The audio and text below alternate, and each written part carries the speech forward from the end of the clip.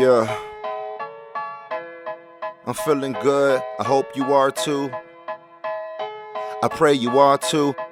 Hey, look, I've been called. Hey, what's up, Foodies? It's the INeedFoodPodcast with your boy, The Hype, man. First thing first, happy Black History Month to all my people out there, man.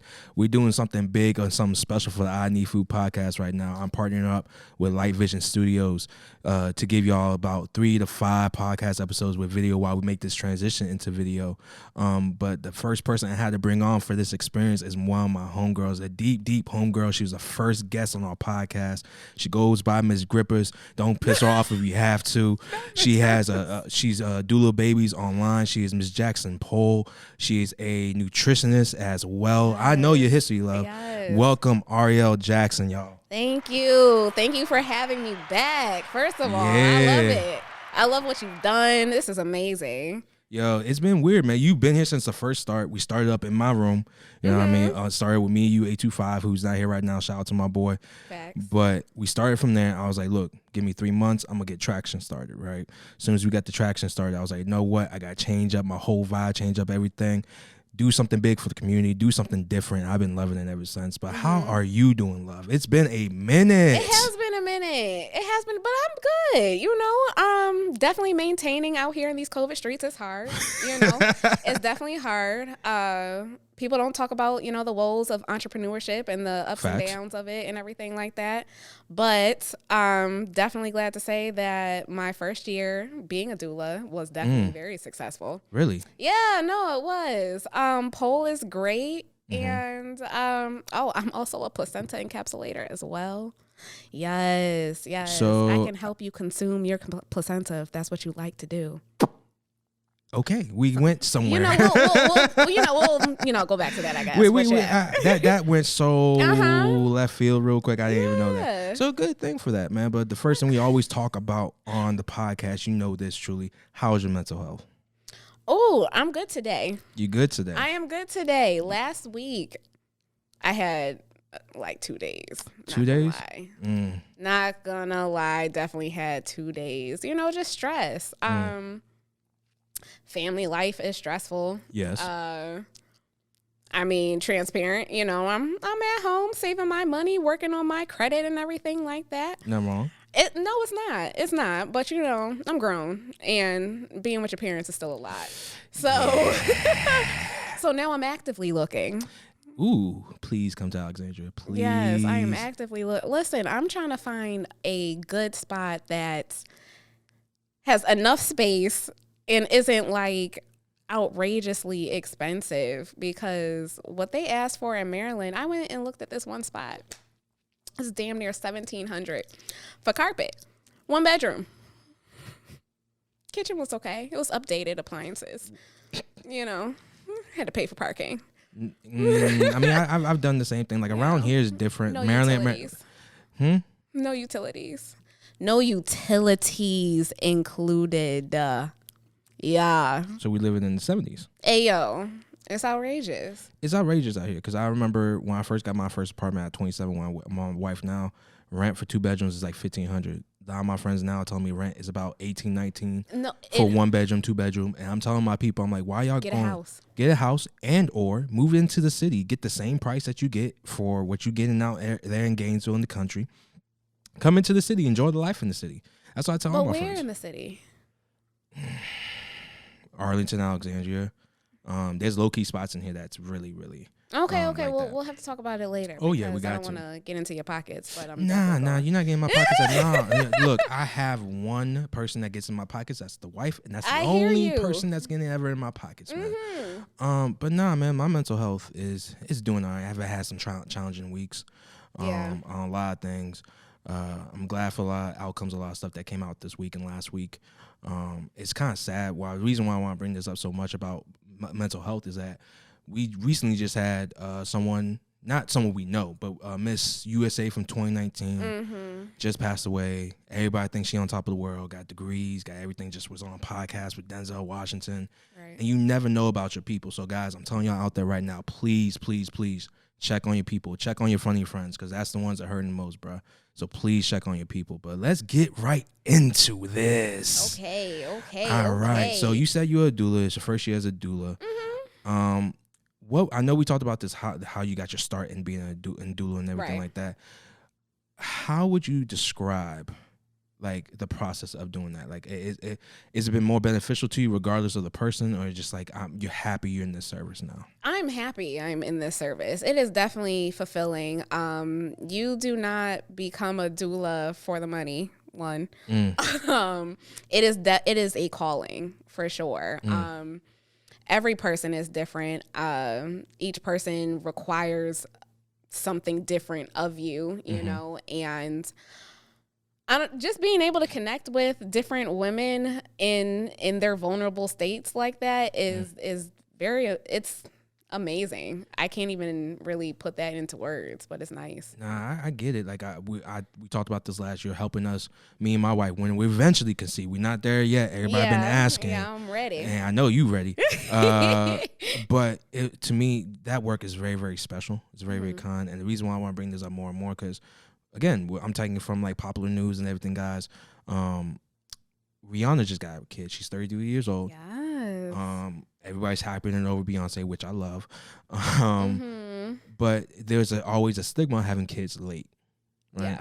And that's one of my biggest fears. I'm about to be 29 in about a week. You're still young. I'm young. I'm a young bull. Yes. But I mean, these kids out here call me OG. I'm like, yo, my man's. I ain't OG yet. I got people that's still OG above me. So for you in general, like what is the biggest problems of having the kid young, and how can you work around having a kid at that age and make it a successful baby coming out?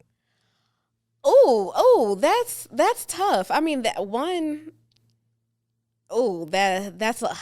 a very open-ended question. It's an open-ended question. It is, because there's a lot of layers to that. I mean, as far as you having a baby young and that being successful, I mean, I feel like that all truly depends on your village. Facts. And obviously, you know, what you're doing for a living and, you know, the partnership that you may or may not have. You know, there's so many factors to that. It is definitely easier to carry when you're younger, just because, you know. You're young. You got the legs. You got the stamina. You got the stamina for this. Not the legs. You got the legs for it. But, you know, in all seriousness, you know, I don't want to say it like this. I think I'm very, like, blunt with my words. But, I mean, they were breeding us as soon as we got on our period kind of thing, you know, back in the day. So, I mean, really. At 13, 14. You know, that is technically prime time. So, when you hit your 30s, 35, I'll say, because 33 is still not like you're pushing it or anything like that. But you know, once you hit 35, I mean, you're getting older. Your body is getting older. Your eggs are not as viable, you know, quote unquote, you know, as they were when you know, when you first started puberty. So your body is just naturally going to react to things differently. Where when you were younger, you were just easy, you know, it was easier for you to just like snap back from a fall, you know, or bounce back from drinking. You know, let's be real. Yeah, your body's not doing that. No, it's an all day recovery. It's an all day thing. So just think about your body literally going through all of these changes for months, and your body is just like, girl, I'm not, like, I got you. I'm here. I'm strong, and we can do this. But like, it takes some time. It does. It requires a little bit more strength, I think. So what? Again, I'm naive to this topic because I'm not a childbearer, of course. What is like the side effects of having a kid older? Because I know some people say autism. Some people say it's not autism. Some people say other things. Like, it's been mixed. Yeah, that's all on your family history. I wouldn't even put that to age at all. No. I feel there's a lot of misconceptions about carrying, for sure. Which is why people need to hire a doula. See, you got a tagline right in there, y'all. I'm just saying, there's a lot of things that I feel like people do not know. Just because the information isn't readily out there for us to know, you know. Books that I was reading geared towards Black women carrying cost like hundreds of dollars, whereas, you know, a regular childbearing book I could find at Barnes and Noble for $25. You know, it's like, it's literally information that they don't want us to know. So it's just, I think it's imperative for all women or birthing people to have a doula, but specifically Black women. Because I mean, I've seen that from time to time about how Black women get mistreated when they get in pregnancy. That was one of my sister's fears. That's Rose's fear. Right. Especially came to light when Serena Williams had that same situation. So I'm hip to that a lot, very much a lot. But that doula work is something special, man. And that's why I was like, when Rose was talking about doula for me, I was like, I don't know what a doula is. And we met, we've been connected, and it's been cool ever since. I mean, like, I think having that person with that woman, because as a guy, guys, I know you're not going to do everything.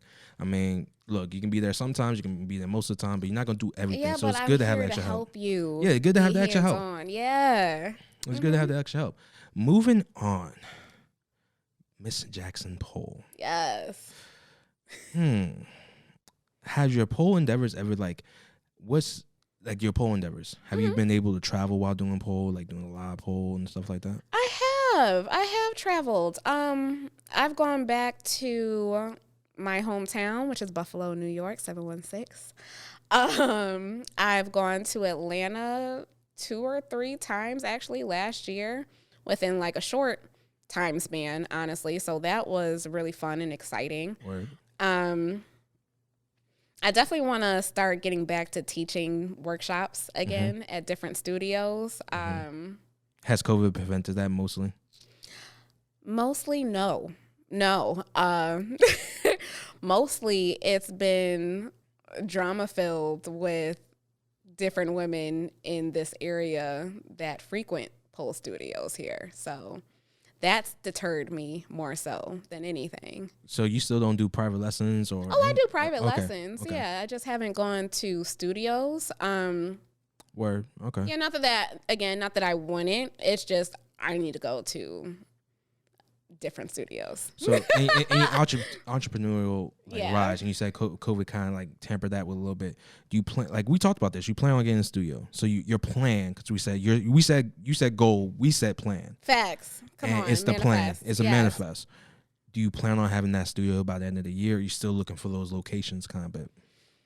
You know, I am still looking for a location. There was this one location where I was definitely had my heart on for sure. And was just talking to the owner, and I could just tell it wasn't necessarily going to be the best fit. I talked to the person who previously rented that spot, and they were like, they didn't necessarily have the best relationship with that landlord. So it's just like, yeah. So I'm still searching. Okay, all right. Still searching. Can you give any tips? Because I'm eventually, we're not going to be doing all this stuff, guys, because this is the underground. This is a location no one has been at, and we getting filmed. So you're just the first person being here. Listen, I keep popping the cherries. Oh my God. But yeah, this is the first location we got here. My main thing for this year, my plan this year is one of my 11 commandments. It's like Biggie commandments. Okay. But it's just without the crack. It's one of my things to have a studio for creators, podcasters. Because I think that around here, I've been seeing it at bigger cities. I've been seeing it at probably sometimes DC, New York, most likely, LA, Florida.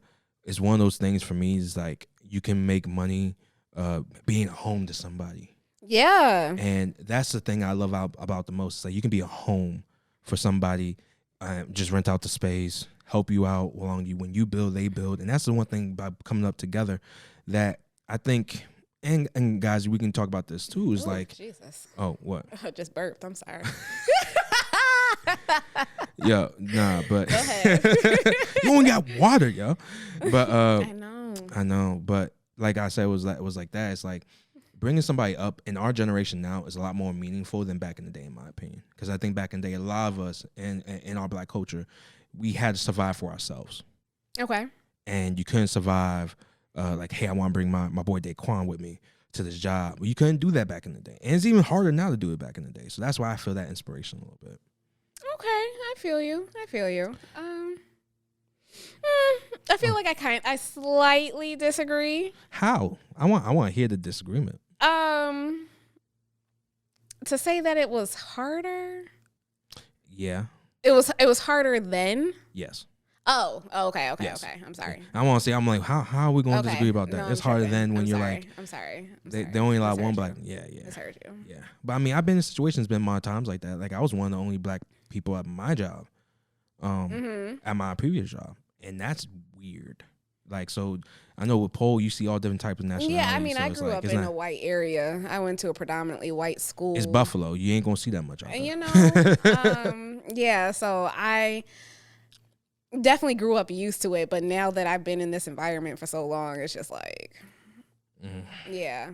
Yeah, I get it. I don't want to do that, but you know. Yeah, I get it. It's not even that bad out here. I don't think DMV is that bad. I think we have situations out here, but we haven't had these national issues. Besides the protesting issues out here. Yeah. But back to Pole, man. Because I was like, oh, is she doing classes? Because I felt like you stopped doing classes. I was trying to get Rose something for Valentine's Day. So Rose, if you're hearing this, you got your gift coming. Yes. But now, why I'm trying to get you with Pole real quick. So with Pole, you met Onyx, who is another pole instructor. Yes. And y'all have started Pillow Talk. So how did the origins of Pillow Talk came about? Was it because y'all two were just pole girls and y'all wanted to do something? How was that? Honestly, our content was the same on our stories. So if you follow my Miss Jackson Pole page, I used to, don't anymore, but I used to post a lot of stuff about guys and their inconsistency and, you know, just things along those lines. And she definitely meshed with the vibe. Our posts were really the same. And I was just like, hey, yo, let's get together and talk a little bit of shit. Let's shit on these guys real quick. Yeah, let's just talk a little bit of shit. Exactly. You know, like, let's let them hear exactly how we feel instead of just posting these memes, you know, on our stories. And let's try and get a deeper understanding of where we all are, kind of thing. So that was just something fun that I wanted to do. Pillow Talk obviously came from, I don't want to say obviously, but, you know, it just comes from a name where you having pillow talk with your man kind of thing, you know, late night talk or your significant. I don't want to say your man because, you know, I don't rock that boat. When I said your man. I don't rock that boat, but you know what? Everybody got flavor. Exactly. Yeah, it's grown and sexy time kind of thing. All right, because I've been on there once. I think y'all have some very, very great conversations in terms of that. Of Pillow Talk. And I really like the aspect of you guys actually saying it how you like to say it and not be brash or be afraid of saying it like that. Yeah. I think a lot of black women in general get played with like toys a little bit like that because it's like we don't take, sometimes you guys don't get taken seriously. And I can understand. Yeah. And sometimes you want to just let off steam. So I can understand that as well. So in doing so, that I had some a good questions for you and Onyx on that show. And I just realized I remember the question I was going to ask y'all. And right. I remember. I remember the question I was supposed to ask y'all now because I completely faded out on that question. Now I have that question. Go ahead. So I was watching Kevin Samuels, and yes, I know. Not Kevin Samuels. I know. Oh. It came up on my IG. I don't know how. I know. How he pop up on the algorithm? They be doing some IG ads and like. Yeah, look, I don't follow him. I don't follow Dr. Umar. I don't, but they boosted the post. They boosted the post. So he said, and I don't agree with this, but I want to hear a female's opinion on this. Okay. He said black women are built or are raised to be independent. However, when you look at other households, like the Spanish household, for example, they're taught to be loving, being a housewife. I don't agree with this. I'm just saying that right now. I don't agree with this. What is your stance on that? Do you think that black women have been raised more independent to be strong? Because I've seen that too. Than being a family kind of person. I mean, I think it's definitely a mixture. I will say, as far as my upbringing, it's definitely women led for sure. Female dominated in my family. So it it was the norm for me seeing that growing up. And I don't even want to say, when I say it was the norm, I'm talking as far as just the woman being strong in general, Right. you know, or having her own, you know. I definitely come from a college educated family. Right. So, and my parents, both sides of grandparents married, you know. So in that aspect, I definitely can see the woman relying on her man, but at the same time, again, you know, it was different back in the day. So, you know, the roles were definitely shifted. I feel like women back then were homemakers because the man was out working, and you could do that, you know, and survive off of one Not income. today's world. You can't do that anymore. So in a sense, it's like you can't really expect the same thing like our grandparents were doing because we don't live in that economy anymore to do that. So yeah, I feel it. No, that's a very good question. Again, I don't follow the guy that much. Yeah. Not that much. I don't follow the but guy yeah, at all. no, I hear you. But it was like one of those things like, I never kind of saw it from that point of view. So yeah. That's not as bad as what I thought it could be. No, considering. You know, no. I've seen some considering the man. outrageous stuff. Yeah. So that one wasn't bad. But yeah. No. Where do you see Pillow Talk going? Do you guys see like y'all gonna do your IG, y'all gonna do your own podcast, or like what y'all see? I definitely want to grow into a podcast. This is You why know, I'm getting you the are studio. inspiring me. Okay, first of all, you are. Thank you. You are, and I like to have different hats anyway. Clearly, You have 4. You're Jamaican. It's okay.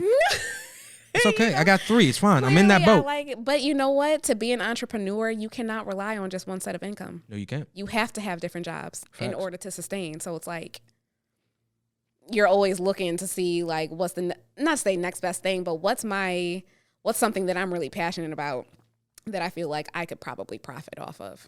Facts. You know. And this business is you want to take some lump in this business. You want some key advice? Go ahead. You want some key advice? Get your audio right. Get your audio right first. Let me borrow your gold mics. I only got one left. You sold it? I sold my gold mics.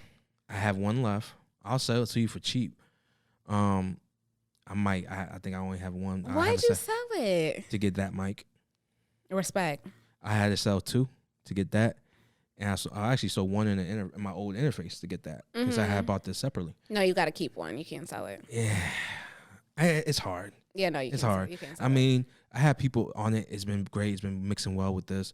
So it's been pretty well. You know, I don't think that is really much of is a big difference, of course, because that was a compressor mic. But my thing is get your sound right first. Get your sound right. And you're going to do your stuff after that. Get your video, get your sponsorships. I'll honestly say when your sponsors come about, when you get your audio right, start selling your business right there. We're going to have conversations because I have the questions. Oh, yeah. And you got to find the right mix. You got to find the right person. You got to have a yin to your yang, but you guys come in the middle on certain things. That's probably my little quick tip tablet for you. Of course. What else?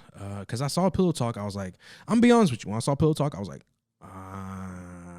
I think she got the bug. Yeah, so to be honest, like, I'm a Taurus, you know. And Candy Burris inspires me. I don't know if y'all know who Candy is, but if you don't know, you need to look this bitch up. Is that politics? I'm thinking somebody else. Escape, Real Housewives of Atlanta. You know, she just this bomb ass entrepreneur. Okay, and It's cool. what's her show? Candy Coated Nights. So Pillow Talk is kind of going in that direction. I don't want to say that direction because I don't want to like bite her shit or anything like that. Word. But You're gonna bite the flow. you know, it's freaky. You know, it's Pillow Talk. So Yeah, y'all had some wild conversations. Y'all really did. but yes, Candy's my inspiration for Word. that show and just in general. You know, she's a Taurus as well. You know, so she does it for me. Word. She does it for me. Well then, let's move forward. I actually sent out some questions for for foodie fans out there. Sent out some questions real quick. Did you get any? I know you reposted mine gone to you. I did not. No worries. I got 5 for you, and then we're going about getting to these pod deck cards for Black History Month. Okay. Let me get my boy real quick. Let me pull his stuff up because number 1 fan, my boy Topa, who's out in Arizona. I love that boy. He sent some in real quick. I think you already answered this, but let me get his question. Do you have other ventures that can tie back to your pole dancing work? Yeah. I mean, doula work, I definitely tie back into pole dancing just because I feel like it helps the woman reconnect to her body. So not even just reconnect after birth, but even during, or not during pregnancy.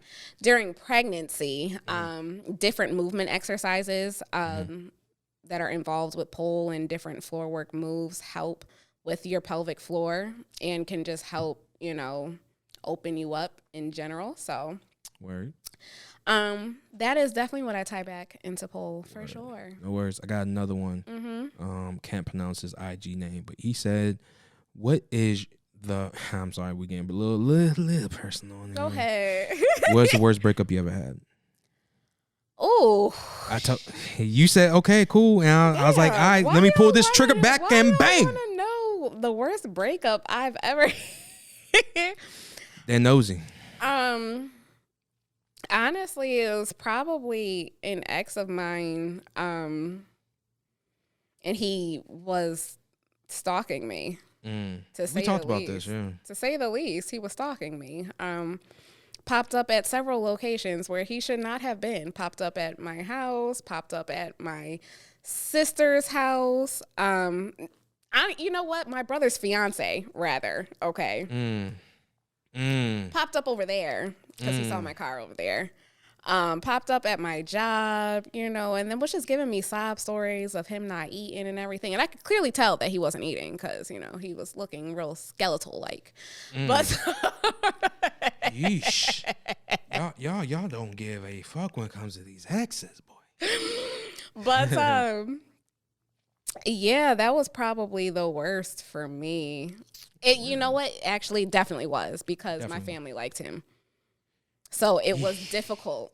It was separation. Difficult. Yeah. Because he's popping up at the house and they're welcoming him, and it's like, oh nah. I don't mean to yawn at your story. I know. It's been a day for me. I know. I feel it. Yeah. So that was probably the worst. That was the worst. I'm sorry about that. I'm sorry about that. They just being nosy in this joint. Shit happens. Shit does happen. Breakup. Jesus. Worst client experience while doing pole.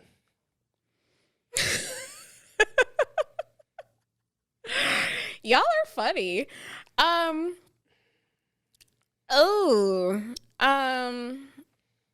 Honestly, I feel like a lot of instructors could probably say this, but worst experience is when your clients don't bathe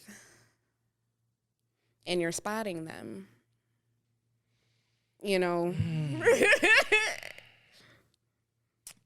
you're just there. Ass cracking on.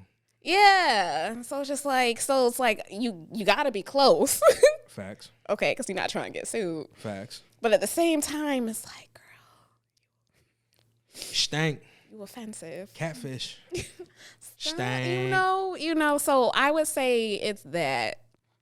I get it though, because we're coming back from work, going into exercises and things. I know. Hold on. Are you okay? Bruh, it's been a long. Are you? It's been a long day. That strawberry naked drink tore me up, bruh.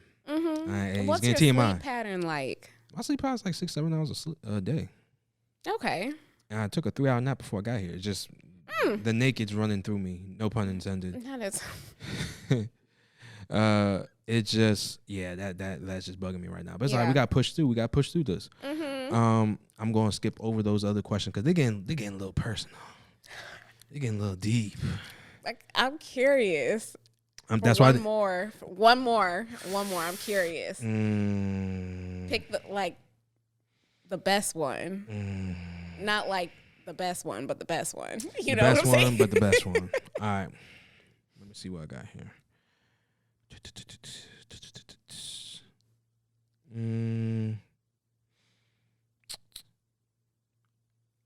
Since you're a doula, this is an easy layup one. How many clients have you had since you've been becoming a doula for a full year?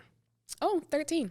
13? Wow. Everyone had different time frames. You had 3 mamas on the same schedule. Like, what was that? I've had I've had 2 that have overlapped. Like they would be like a week or 2 apart. Word. Kind of thing. And that is difficult. That's difficult for sure. Just because you're on call 2 weeks prior and after their birth or their due date. So 2 pregnant women that are due around the same time texting you at different hours of the night because they're uncomfortable, you know, that is a lot. Yeah, you know, that's a lot just because you obviously still have to set aside time for your own self-care and everything, you know, so balancing that is a lot, but. Word. I can't completely understand that. Now we're moving to, so I got a new thing I've been doing for like my last 2 podcasts. It's called Pod Decks, right? Okay. So they gave us like our questions already filled. I don't know these questions at all. And I would normally give out people 3 options, but since it's Black History Month. Anything for Black History We got to do it for Black History Month. So let's dive in real quick. How can schools and universities adjust their curriculums to avoid whitewashing history? Colleges or? Universities. To avoid whitewashing it? Avoid whitewashing history. That's very, very high level. That is a lot. You need to teach it. How about let's just start there? Do you think that we don't want to learn in universities Black history, like take African American studies? I would hope not, but that could be the case. People probably feel like, oh, I know the struggle, I live in the struggle, like you don't have to teach me about it, cause you know I've heard that narrative. But I would hope that everyone would want to know their history. So facts. I definitely understand that people want to learn their history. I think that, I mean, personally for me, I had the chance to take African American studies. I took Middle East civilization. Okay. So for me, it was different. Dang, I've done 15 episodes. Have always had at least one baby. Always. Always at least one. Can't get away from it. There's always one baby. There's always one coming out. It's Weezy F baby and the F is for fuck your podcast. It's always like that. Listen, they want to be heard. They have a voice. Yes, they do. Yes. They have a voice. Yes, they do. You believe in this political cycle. All right, I don't even know who my Blake Friday scientist is. Moving on. Have you watched the documentary 13th? What did you learn? Have I watched what? The 13th Amendment documentary. Nope, sure have not. Sis. Yeah, sorry. I'm sorry. You have failed us. Damn. Well, how about you tell me about it? Have you seen it? It's basically about the imprisonment of Black folk, if I'm not right about it. I probably watched only like 45 Over here minutes. judging me. Look, I at least attempted to watch the 13th. Did you at least watch Who Shot Malcolm X? No. Dang, did I? No. I know, I'm sorry. Damn. I'm disappointed. I'm hurt. I'm shocked. Don't judge me. Don't look at me. Like, come on, man. It's Malcolm X. I mean, I've seen Malcolm X. You haven't. But do you know who shot Malcolm X? Do we know who shot Biggie? We actually know who shot Malcolm X. You learn a theory through that doc. Who shot him? Well, I didn't see it, so there's your excuse. There's your excuse. There's my excuse. Well, on top of that, so you're a Martin or Malcolm? Malcolm. Malcolm? Would you ever a Martin? So sad. I don't even know who killed him. I'm talking about Malcolm. You hurt me, Slim. You are hurting me. No, what was your question though? What about I don't even know. But definitely Malcolm.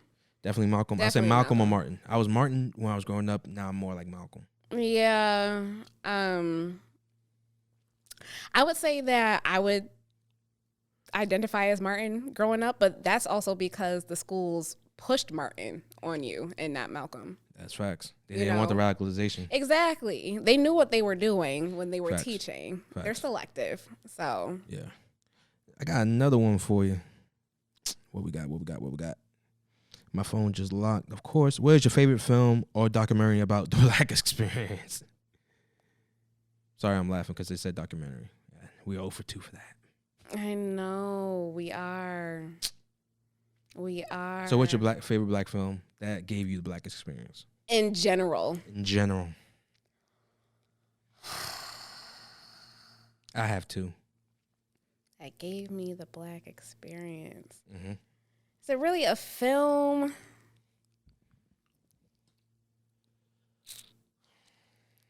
I mean, I feel like if I don't say a Spike Lee joint, then it's like, what are you doing with your life? But you go first. I need time to marinate on that. Yes. Favorite Black film. Damn. I got 2. So the first one has to be Black Panther. Has to be. All Black cast. Chadwick Boseman, rest in peace, rest in power. He was all time one of my favorite. He was on the way. If not on the way, he was there. You know what I mean? So that's my number 1. My number 2 would be Harlem Nights. I'm a comedian at heart. That was like the transition period from Richard Pryor to Eddie Murphy. And he had OG Red Fox, some other big time comedians in that thing too, and it was the first all Black film. Yeah. And then you got Coming to America after that, but that's my like backup 3. Okay. So yeah. Definitely was gonna say Coming to America, but Dreamgirls. You wanna know Dreamgirls? I hate that movie. Wow. They slept on Eddie Murphy. They did because of Norbit, because they didn't like Norbit because of the whole he was doing other, like he did Nutty Professor, did different voices, right? Did Asian Man, all this stuff, and caused a little heat. So he had that. Then I don't like Beyonce. I do not like Beyonce whatsoever. I'm not in the Beehive, but I'm never in. I'm R9 Navy. That I detest her, but I'm not in the Beehive. I detest her because the way she did Jennifer Hudson. What you mean? It was like, wasn't there some type of beef, if I'm not mistaken? I wouldn't even necessarily say there was a beef, but I do recall that she outshined her in the movie. Yeah, and it was just like, now we know J Hud was. She got the voice, girl. I mean, but that was girl. Also... Hold up, whoa, wow. It's the hype, ma'am. Okay. I'm just saying, girl. Nah, I know J Hud got voice. She always had voice. But that was also the point, obviously, because of the Supremes and. I mean, it makes sense because she was technically the cast ugly duckling, and then she blossomed into something. So I can understand how people. Yeah, would... Beyonce already had her strut of fame, and J Hud just came off of what is it? I was about to say The Voice. What was the American Idol? Pretty much, like that. She was relatively fresh when Dreamgirls came out, and that was it. I just feel like that's, I don't know, because what was it? Beyonce got Best Supporting Actress or something, and it was like because it was her and Hudson, and they gave it to Beyonce. Sway. Yeah, Sway. I can understand when it was the. It was a popular vote. That was all. But nah. What's the other movie she did singing? She did a singing one. Cadillac Records. I was going to say Cadillac Records. Cadillac Records is that deserves an Oscar for her for that part. That part was amazing. Yes. Yeah, because she looked run down. She was on Glitz and Glam. She was run down. She was raw in that film. And now, I don't want to talk about Beyonce. I don't want to talk about Beyonce. But we've seen Obsessed. Yeah. So... Yeah, it is. And we listen to Lemonade, so we know what it is. Now we listen to Lemonade. I like Lemonade though. The whole visual album was fire. I think they just do visual albums now, really. I mean, Beyonce does. Agree. And I think Jay-Z kind of got in that flow with his that Roman one he had. But other than that, and then 444 wasn't a visual, but he only had like 1 or 2 songs from that as a response to Lemonade. Right. Yeah, so, you're right. Got another one for you. How does a deeper understanding of Black history enriches people's understanding? My phone. Okay. Understanding of what it means to be American as a whole. As American as a whole. I don't understand how, well, not to say I don't understand, but it's like,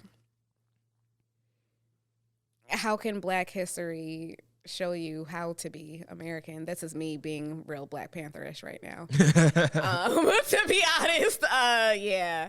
Because it's like, we don't belong here. So knowing Black history isn't necessarily going to make you more American, I guess. I mean, I think there should be a bottom line appreciation. I'm not talking about the people that want to appreciate you for like Juneteenth and get the holiday. 'Cause I think that holiday was bullshit in my opinion. The fact that it's now a national holiday? And now it's a national holiday for one. And I love the fact that every CEO was scrambling for a diversity track.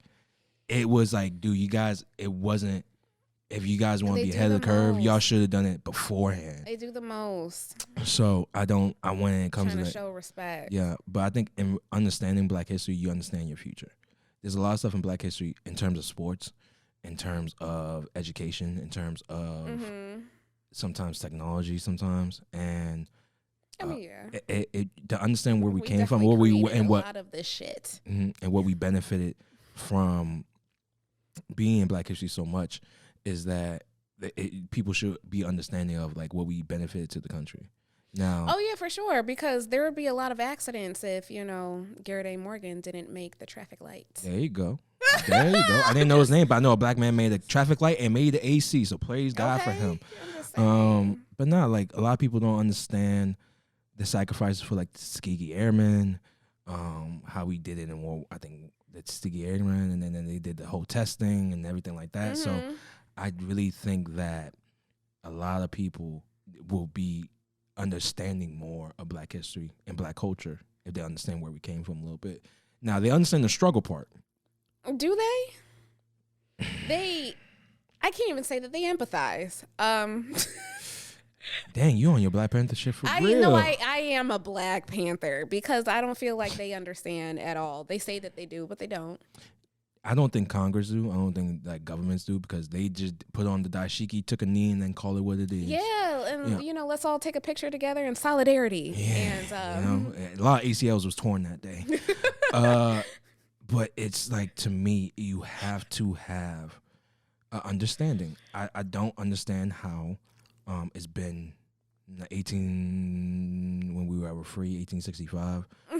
We had civil rights in the 60s, and we're still doing the same thing that we got Emmett Till killed. And then, like, honestly, one of my boys was hitting me up, and he was like, it's been 10 years since Trayvon. I was like, that's wild to me. Now, I do see some progress in terms of how they handle people, in terms of those stuff. I'm talking about like 10%. I'm not talking like a whole 40, 50. But I feel like there's a slight change just because everyone's recording everything now.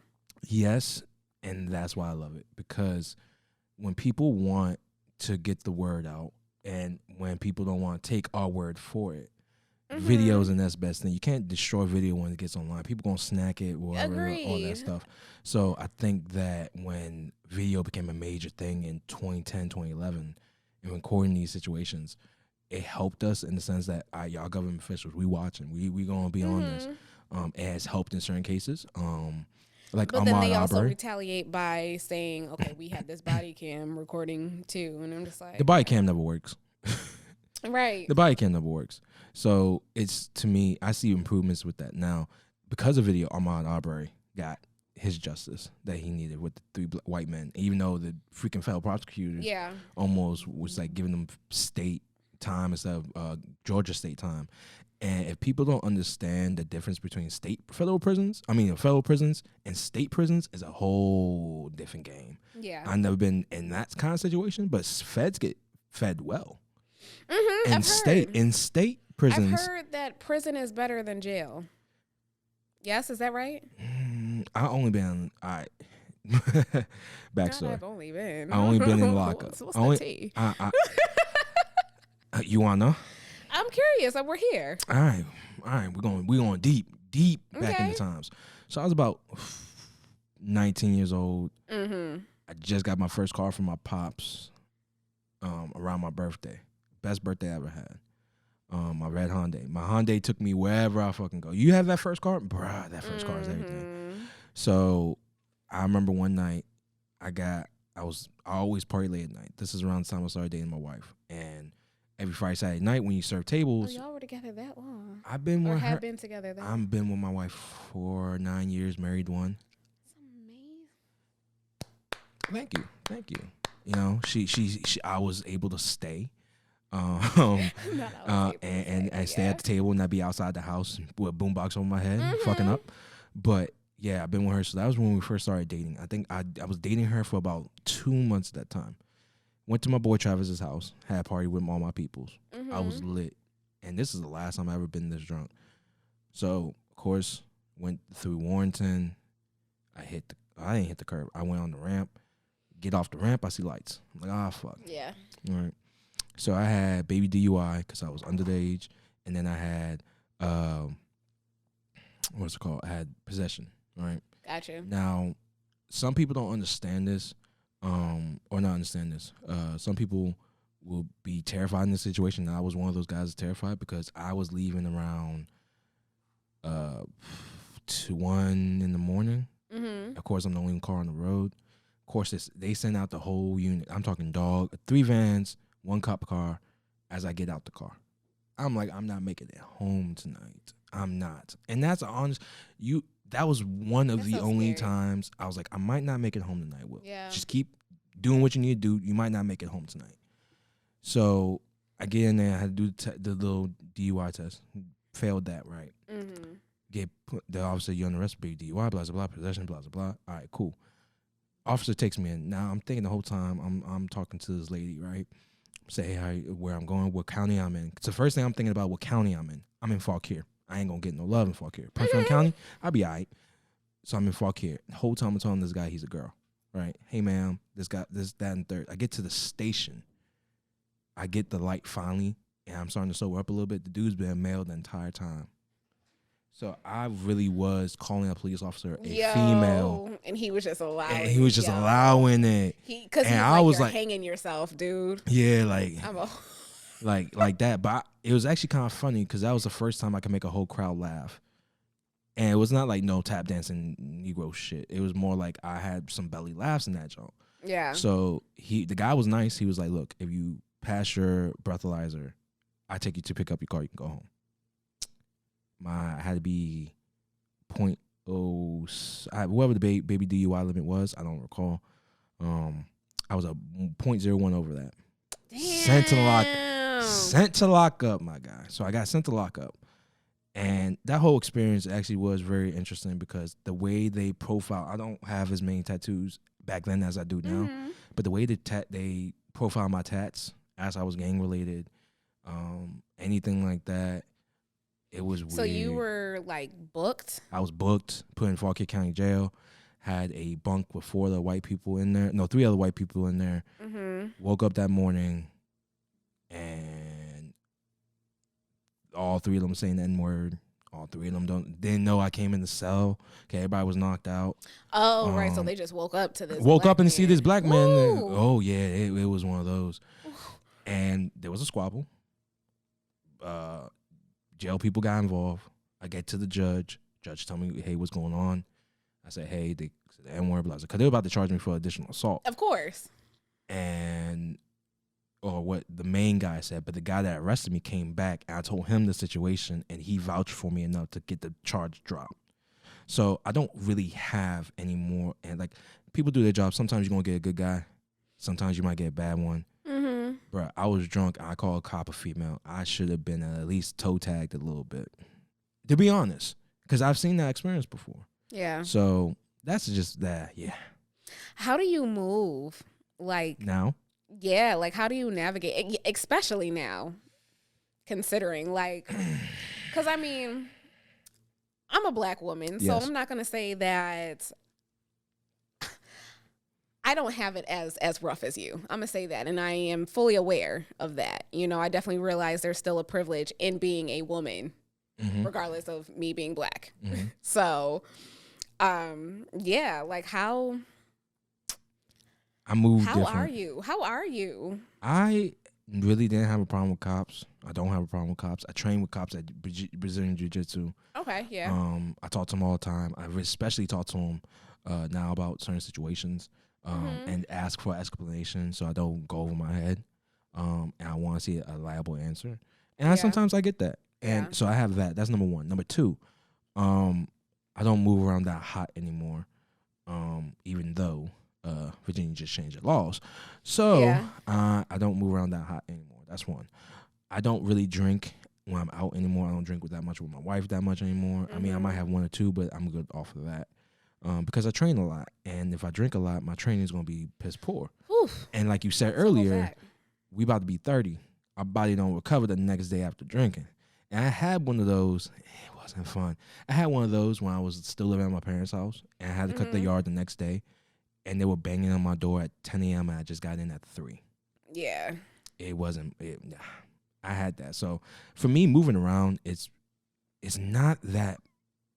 I want to say not that bad because I know people get PTSD off of this. I know people that get scared when they cop lights and right behind them. I still do. I still get a little flooded. I'm not gonna lie. I ain't no gangster. It's like, yo, I gotta deal with a cop. No one likes dealing with cops. Period. It's just so prevalent in the black culture because we've seen a thing or two because it's been done a couple times. Right. So for me, it's always been like, hey, you're gonna be all right. You know, if it happens, it happens. But you're gonna be all right. Just give him what he needs. Don't give him any attitude. And I always normally get off on my tickets. So I always be normally I do mechanisms. Rose taught me this. She put her nurse gear in the front. She don't get nothing after that. Even though she just got 2 speeding tickets in my damn car. Yes, I will. You over there? The camera's not on you, love. But yeah, you got some speeding tickets in my car. They sent the picture. They sent the picture. I spent the date, and I'm like, who, man? You seen on this day? Like I was checking, bro. But yeah, so she taught me that. So I kept my jiu-jitsu gear in front. Every time I talk to a cop, hey, you do jiu-jitsu? Yeah, I do. I'm a purple belt, such and such. You know, that really does work. I was pulled over.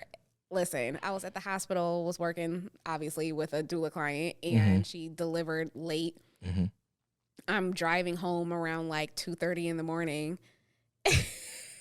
Was pulled over because I'm just trying to get home, and I'm not even realizing. You know, it's just, I'm cruising, right? This cop pulls me over. And when I told him that I had just finished working at the hospital, he asked for different credentials to show it and let me go. I was like, oh, shit, okay. Get it helps. Jail-free card. It helps sometimes. Yeah. Now it's like if they don't have a reason to hold you, yeah, of course. And you're just speeding. A lot of people, I've noticed, like, you don't get that big of a speeding ticket unless you're doing reckless. Yeah. And even then, if you go to the judge and you do your class, you can get that wiped. So, yeah, damn, man, that was actually a really good one. I haven't thought about that situation in years. That's amazing. I haven't thought about that. I have never had a night like that ever again. Because I remember that conversation I had with my dad that next morning. My dad had to pick me up. Yeah. And actually, no, my mom picked me up. My dad had to take me to my parole officer once I got all that situated. I remember I had this conversation in that car. He was like, son, I can understand you drinking, but I don't understand why you smoke. Which is weird to me because my dad had his father. He was a little bit alcoholic younger. Okay. And my dad was 13, 14 years old driving my grandfather home. I'm like, so you don't have a problem with drinking, but you have a problem with smoking? So it's been, it was kind of like contradicting, but I understand where he's coming from. He was just worried. As a parent, so I guess that's what he's used to. Yeah, kind of thing. Like I can deal with drunks, I can't deal with. Plus, he had history, bro. Generational curses, man. He had history. He said, "I'd rather you do this." But my history never had drugs involved. My dad just didn't want me in the system. And I'm not gonna lie, when you have something on your record, you get pulled 10 times more. I kept on getting pulled every 2 or 3 months. it was everything because I had Yeah. stuff pending. So there's like, all right, let's see if we can chump. They get you on that. So once you're in the system, They do. You stay for a minute unless you get some stuff expunged, which I have. So it ain't no worry. I know that's right. It is weird, but I've realized it depends on your car too. I have a red car. Okay. And I think that was easier to spot than having a black car. Mm-hmm. So What kind of car? my car now? You know what car? No, the red car. That was the Hyundai. My Hyundai was red. You didn't see me with the Hyundai red. I know. I was just trying to picture the body of the car, back then. Yeah. But nah, that's really, I think it deals with the car too. It's many factors. Oh, yeah, it does. You probably didn't have tints. They just see this black man in this loud car, and they're just like, Word. Oh, what this are is you doing? Yo, this is a good question. Yo, this is gonna be the last question from the pod deck, and then we got the Alley Opp next. What does hip hop mean to you as it relates to Black experience in America? Hip hop? Hip hop. I mean, hip hop is literally the culture. I mean, it's Facts. It's how we move. You can't clean your house without turning on some good music. You know what I'm saying? Like, I think hip hop is us. It represents us. It uplifts us in ways that I feel like people just will never really understand just because our beats hit different. Well, I can definitely see that now because a lot of people, I'm not even on TikTok. TikTok is using Afro beats. They are. And white creators are using Afro beats. I'm like, bro, y'all can't even do the dance with this beat. And actually, we got some time. We got about 5 minutes because since we're talking about TikTok and Instagram. Go ahead. And what hip hop? Well, let me get the hip hop. What means to me? Hip hop. What means to me is, it's everything. It is the culture. I think that when hip hop became the biggest genre of music in the world, a lot of people finally understood like our pain and everything we do. We make diamonds. Yeah. We had Pain on the track. We had Shahara Richardson, Pain on the track. When Smokes People. We've had pain in basketball, pain in football, pain in music. And you get your chips because of your pain. So I definitely think hip hop was like that. But since I brought up TikTok and Instagram, we delayed this topic because I couldn't figure out how to get it in. We were talking about shadow banning earlier. Oh, dang. We didn't discuss. We didn't even get the chance to discuss. And you've been telling me you've been shadow banned for about 3 months, and you're a creator on Instagram. You're a slight creator on TikTok. Mm-hmm. Well, 2 questions for you. Shadow banning. How do you get shadow banned? And number 2, have you seen what other people have been seeing on TikTok? How white creators are getting more profitable than Black creators? Yeah. So, as far as TikTok, I'm definitely a novice with TikTok. I'm definitely still trying the app out. I've been turned off from the app just because I have seen how Black creators are just blocked heavily on that app. But again, I still know that it's something that you need to utilize for your business. So I'm just sucking it up and using it. As far as Instagram, I've been shadow banned on and off for years, since 2019. Specifically, I will say that's when I can really remember for sure I was shadow banned. And you get shadow banned for, going against violating community guidelines, whatever those guidelines may be, honestly, their guidelines are very vague. If you guys are following my Miss Jackson poll page, I post a lot of poll videos in my house, in my home poll studio, right? Now, according to the community guidelines, it says that you can't post strip club performances. That's not what I'm doing.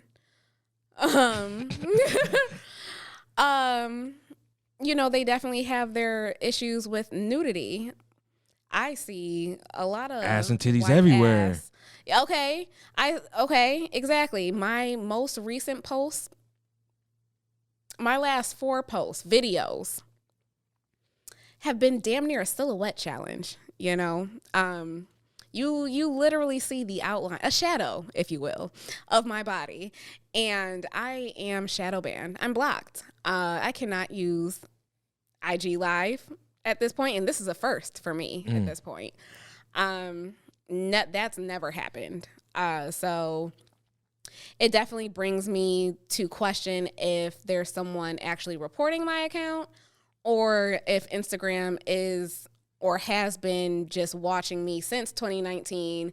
And, they're just repeat offender. Yeah, okay. Yeah. No, because for real, like, I definitely get flagged for different posts from like 2018, 2020, and it's just like it's 2021. Exactly, it's 2022, and y'all are stalking my shit from 2017 that I don't even know who's looking at this. I mean, not to say that people aren't, but all right.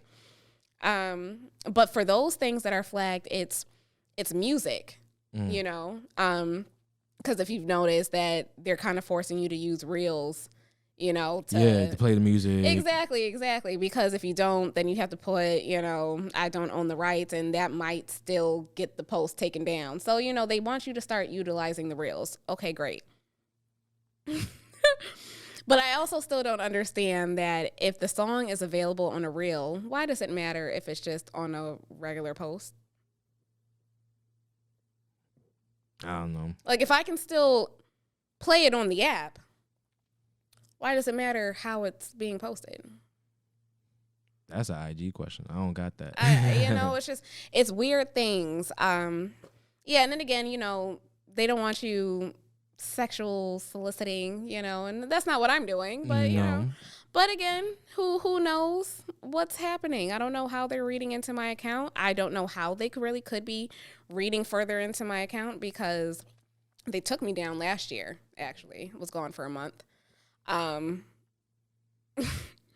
I had to prove that I was a business, had to send them my LLC and everything like that. So the fact that I am blocked right now is blowing my mind, and Instagram does not have like someone that you can directly contact. No, they don't.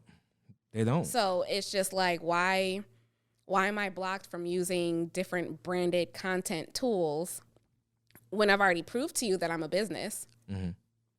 And now people that I'm in business with, I can't even properly tag them. Yeah. Like, y'all are just fucking with me right now. So it's annoying. It's annoying. Yeah, I can understand that. I don't really post that much to get that kind of shout out. Yeah. I mean, maybe I don't have enough haters. Maybe that. But if you don't have haters, you're not doing something. You're doing something wrong. You're not winning. You're not winning. You're not winning. You got to have the haters. Well, we are coming. They are your biggest fan. Oh, they're always your biggest fan. Always. We're coming up to that time, man. We got about 5 minutes left. It's the time for the Alley Opp. So what you got for me? You got to get the Alley Opp. You got to get the question. Get one question to me. Ooh. Any question you want. Anything. Where do you see I Need Food in 6 months? Word. Because you've already made so many like adjustments and upgrades as is, in a short amount of time, and it's amazing. And I'm so proud of you, Black man. Okay, but what's next? What are you gonna do? How are you elevating? I gotta figure out, just like you, about the studio. Mm-hmm. But I need to get some things ironed out in terms of sponsorships before I can get that kind of rolling. Okay. That's my main concern. Studio and get the video, which why we're partnering up with Light Vision. I love it. And I love it. I love it so much. I love all the whole layout, the green, everything. Everything's like coming into that picture. Mm-hmm. So shout out to you guys. Y'all did amazing work. But now, like, yeah, I think that's too. I think that's really it for me, because INF, we got some things popping. I'm not going to give out everything out, because I have my way of handling people, talking to people, of all that course. stuff. So I want people to be on that inside track. It's like when I told 825, I was like, look, I love it when you send me tracks and no one heard it, because I get that inside scoop. So I treat that same way when I talk to my guests. Agreed. But yeah, I really, man, I put some work in for 6. I feel like I'm working for 6. I've been doing it for 3. That's wild. And I like that mentality. I just have people to rock with me. That is wild. It is wild. Like, you have grown so much in such a short amount of time. It is crazy. Thank you. Like, it's really just tweaking. It's tweaking little things. Yeah. You're not gonna get everything but at those first. little things do a lot, you know. Word. They do a lot, and you are an inspiration. So don't ever forget that. Nah, I get it. And I let people know, like, hey, you got any questions, let me know. Like, I'm an open book to this because I'm still learning like this. So I'm really like, I'm just getting everything set up to really have a big year. With a lot of things for towards the end of the year. So I cannot wait. I'm impatient. Like everybody know I'm impatient. This is I had to be patient for this. What's your sign? I'm an Aquarius. Oh, right, duh. I got a birthday in 2 weeks. Yeah. I'm an Aquarius through and through. So it's like, I'm not a, what is it they trying to do now? I'm wind, I'm water, God damn it. Some people say Aquarius is you're wind. You're an air sign for sure. But hey, I say it's water. I don't care what y'all say. I don't care what said aqua. Aqua. Where's the air, yo? Where's the air in I that? hear you. I definitely thought it was a water sign at first, too. It was a water sign, and then everybody's doing this thing that the whole, like we talked about this whole rising moon and all the rising sun and the signs for that. It was a water sign? It's been a water sign. I will fight somebody. I don't know how accurate that is, but okay. Hey, we speaking into existence. We water signs. All right. We aqua. That's all you need to know. We're aqua. Yes, King. Yes. Yes, King. Yes. But hey, y'all, we are on our time, y'all. It's been a pleasure seeing everybody at INF over here. Like I said earlier, we gonna have some good projects coming up shortly. So please stay tuned. And before we go, it's food for the mind, food for the body, and food for the soul. Peace. I love you to the moon and back is what she say to me. Indeed it's true, my queen angel always there for me. And step it up, time to be the man I'm meant to be. Or you gon' probably hear a story about her leaving me. I swear.